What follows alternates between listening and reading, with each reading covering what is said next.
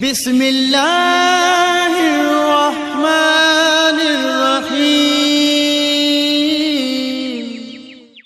मोहम्मद सल्लल्लाहु अलैहि वसल्लम की बीवियाँ और बेटियाँ भी शामिल हैं। इसके अलावा ताबईन और सालहीन भी यहाँ मदफून हैं। हिजरत नबी सल्लल्लाहु अलैहि वसल्लम के वक्त यहाँ एक मैदान हुआ करता था जिसमें लंबी लंबी घास और खारदार झाड़ियाँ भी मौजूद थी। सबसे पहले इस जगह में उस्मान बिन माजून सहाबी दफन हुए। उसके बाद मोहम्मद सल्लल्लाहु अलैहि वसल्लम की साहबजादियाँ और फिर शहजादे इब्राहीम और फिर अज़वाज मुत्तहरतीन दफन हुई। इस सब के बाद इसकी अजमत बढ़ गई और लोग इस जगह को जन्नतुल बकी कहने लगे और यहाँ खास लोग ही दफन किए जाने लगे। हुसैन इब्ने इली का मकबरा बहुत ऊंचा बनाया गया था और सऊदी हुक्काम ने इन तमाम मकबरों को मिस्मार कर दिया था और अब कच्ची कब्रें बाकी हैं जिनमें कोई कतबा वगैरह नहीं है। ये कब्रिस्तान मदीना मुनव्वरा के जनूब मशरिकी के कोने में वाक़या है। मेरे दोस्तों, इसमें दाखिल होने के वास्ते एक दरवाज़ा भी है जो बाबुल बकी कहलाता है। आज की इस वीडियो में हम आपको जन्नतुल बकी की तारीख और तमाम तर बातें बताएंगे और जन्नतुल बकी के हवाले से बात भी बताएंगे। मेरे दोस्तों, इसके अव्वलीन कबूर कौन कौन सी हैं ये भी आपके साथ शेयर करेंगे और कौन कौन लोग यहाँ मदफून में। बकी ऐसी जगह को कहते हैं मेरे दोस्तों जहाँ मुख्तलिफ किस्म के जंगली दरख्त और झाड़ झंगाड़ पाए जाते हैं।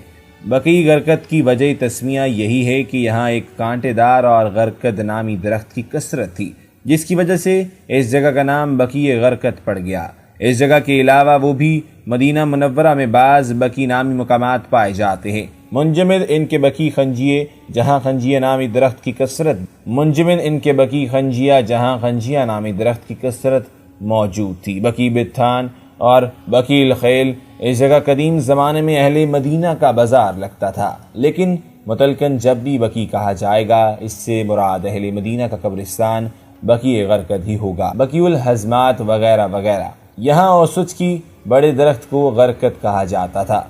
औसच कांटेदार दरख्त को कहते हैं। इनहब दरख्त ख़त्म हो गए मगर नाम बकी है।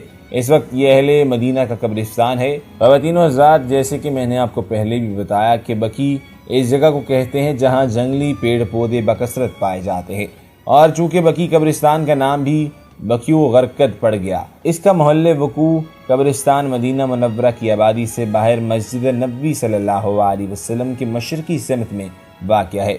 इसके इर्द गिर्द मकानात और बागात थे और तीसरी सदी में जो मदीना मुनव्वरा की फसीली दीवार तामीर हुई थी इससे मिला हुआ था। इसकी फजील की तजदीदात मुतअद्दिद बार हुई जिनमें आखिरी तजदीद उस्मानी तुर्कों के दौर में सुल्तान सलमान कानूनी के ज़माने में हुई। फिर इस मुल्क में अमन व अमान कायम हो जाने के बाद इस फसीली दीवार को मुनहदिम कर दिया गया।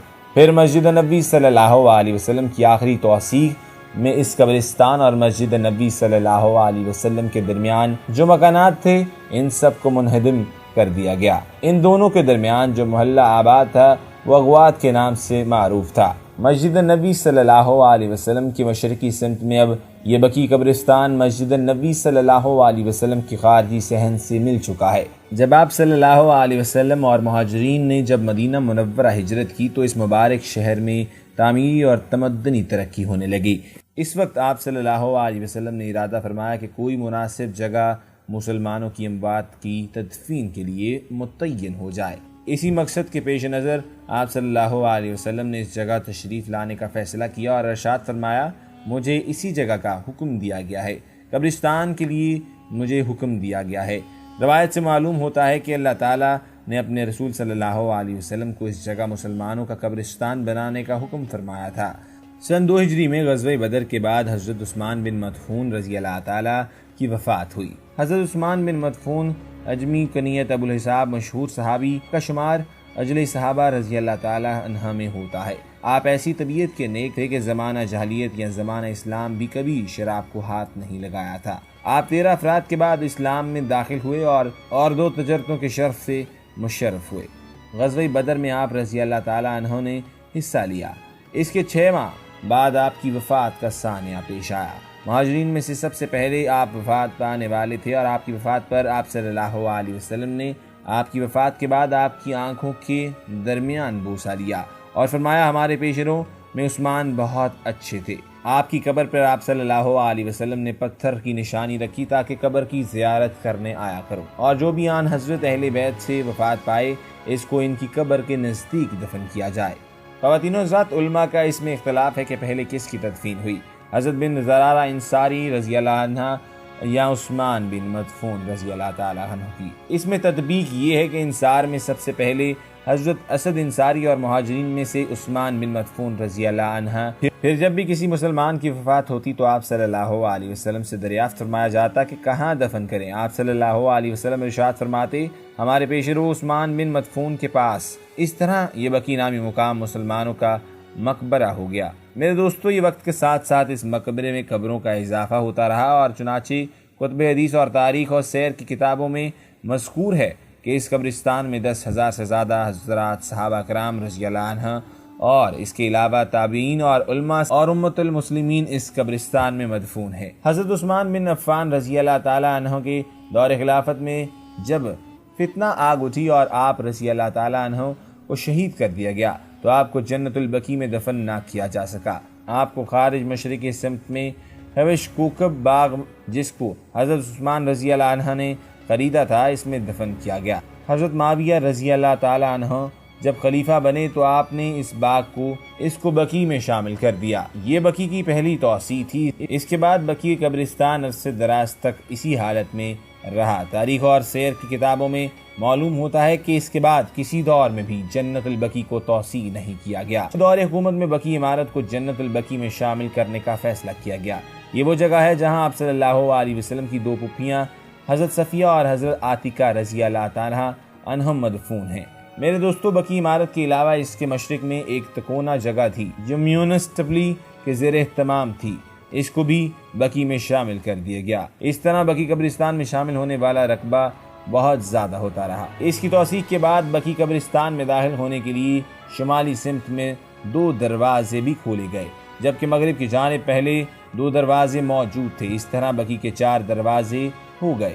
सन 139 में बकी के गिर्द पुख्ता दीवारों से घेर दिया गया और इसके अंदर भी पुख्ता रास्ते बना दिए गए।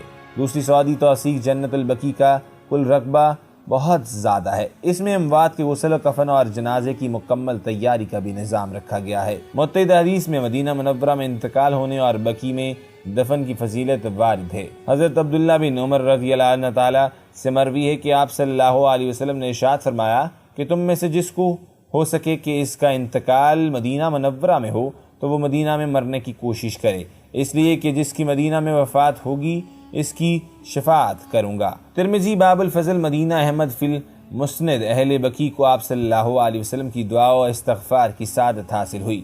हज़रत आयशा रज़ी अल्लाह ताला अन्हा से रवायत है कि जब मेरी बारी की रात होती तो रसूल अकरम सल्लल्लाहु अलैहि वसल्लम रात के आखिर हिस्से में बकी कब्रिस्तान की तरफ तशरीफ़ ले जाते और फरमाते, अस्सलामु अलैकुम दारिको मोमिनो, हमारे ऊपर सलाम हो। ए मोमिनों के घर वालों, तुम्हारे साथ किया गया वादा आ चुका जो कल पाओगे या एक मुद्दत के बाद, और हम अगर अल्लाह ने चाहा तुमसे मिलने वाले हैं, और अल्लाह बकीउल गरकत वालों की मग़फ़िरत फरमा। आप सल्लल्लाहु अलैहि वसल्लम ने फरमाया, जिसकी हरमैन में से किसी भी हरम में वफ़ात हो जाए तो वो क़यामत के दिन अमन वाला उठाया जाएगा। हज़रत अब्दुल्ला बिन उमर से रवायत है कि आप सल्लल्लाहु अलैहि वसल्लम ने फरमाया, सबसे पहले जिस शख्स से ज़मीन शक हुई वो मैं हूँगा, फिर अबू बकर, फिर उमर, फिर अहले बकी रज़ी अल्लाह ताला अन्हा, फिर मैं अहले बकी के पास आऊँगा और तो वो मेरे साथ जमा होंगे। इसके बाद मैं अहले मक्का का इंतज़ार करूँगा, बस मैं हरमैन के दरमियान से उठूँगा। कैस बिन्त मोहसिन रज़ी अल्लाह ताला फरमाते हैं कि क्या तुम उस मकबरे को देख रही हो? इसमें 70,000 अफराद क़यामत के दिन उठेंगे जिनके चेहरे 14वीं रात की मानद चमक रहे होंगे और ये लोग जन्नत में बगैर हिसाब किताब के दाखिल हो जाएंगे। ख़वातीन हज़रात, यहाँ पर मैं अपनी वीडियो का अख्तिताम कर